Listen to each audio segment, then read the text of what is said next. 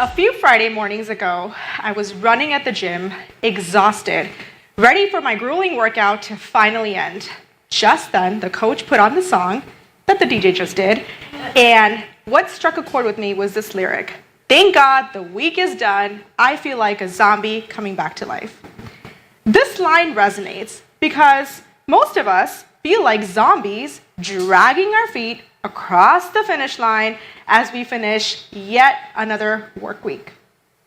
But what if our workplaces weren't just places where we escape to? What if they were places that we really look forward to and they were hubs of inspiration? I want to talk about my first big girl job when I was hired at an oil and gas recruiting agency not too long ago. Struggling with med school that I just left behind and feeling like a failure for my family and myself, I was ready to be done. And what happens next in this workplace was so very common. I had no support, no coaching, no guidance. When my clients were brought into meetings, they didn't want me in them. They wanted the pretty girls. Leadership played favorites and fostered a culture of distrust and competition. So I did what I had to do. I decided to leave because people around me could see what the job was doing to me. It was absolutely crushing my soul. And I walked out. And I know I needed something different. What I now know, I needed a purpose-driven workplace. A place where everyone's on the same page about what we do and why it matters. It's not just about getting stuff done. It's about accomplishing what matters together, both for the employee and for the organization. And this isn't wishful thinking. Having been a 3-time entrepreneur and founder and working with companies and people for the past 12 plus years, this is possible. But it takes both an employee and an employer to make this a reality.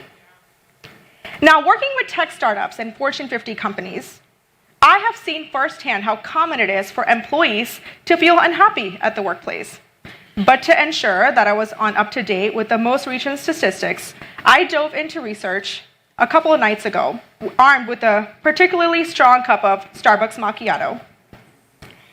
And did you know that 85% of the global workforce is unhappy, including 53% in the US? This staggering statistic made me think of a line from one of my favorite TV shows, The Office. Michael Scott, the office manager, says, "Would I rather be feared or loved?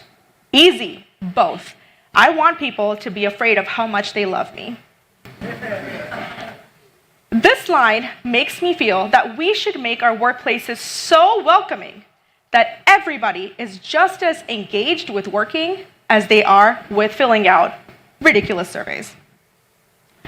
On a more serious note, though, this widespread dissatisfaction is a systemic issue, with everyone from senior leaders to employees pointing fingers at each other, whether it be unsatisfactory pay or micromanagement.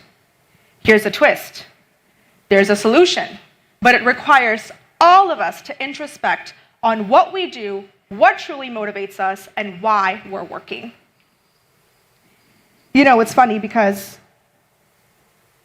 I can't remember the last time I spoke to somebody who was actually happy where they worked. And so it's really important that we introspect on what we do and why this truly matters to us. And when leaders participate in workplace culture, this doesn't happen overnight. It takes time, attention, and thoughtful action. I want to tell you the secret ingredient to creating workplace a better place. Are you ready? Yes. It's treating employees like human beings. Okay, I guess we can all go home now. And that ingredient starts with trust. We have to make sure that we trust our employees, right? And when we trust our employees and they feel like they're part of the decision-making process, organizational processes, and actually what's going on in the workplace, this can happen. And I'm not talking about the kind of trust that you give your acquaintances that you barely know. I'm talking about deep trust, the kind where you can hand your 7-year-old your unlocked phone and hope he doesn't order everything on Amazon.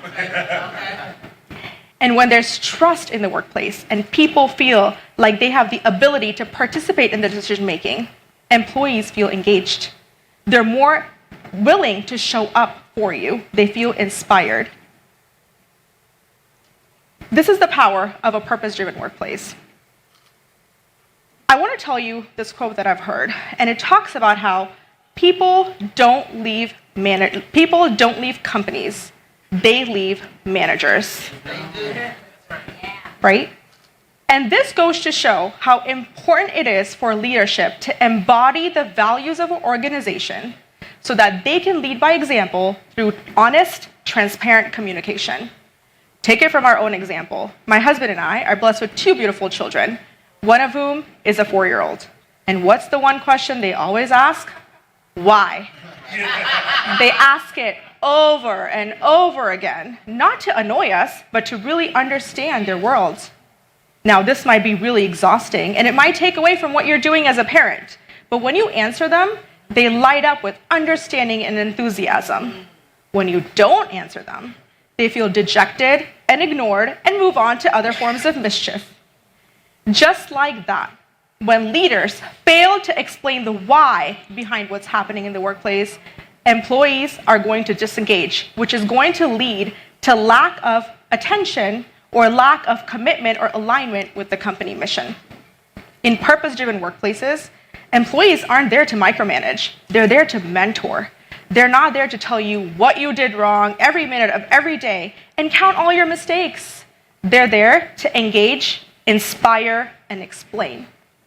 When leaders foster a culture where continuous improvement and innovation is agreed on and expected, and they foster a culture where taking risks or taking calculated risks and learning from failures is not just allowed but encouraged, that's when we create a purpose-driven workplace. This is how we go from mundane to mission-driven, to disengaged employees with teams who are ready to show up to each other and contribute to a bigger purpose.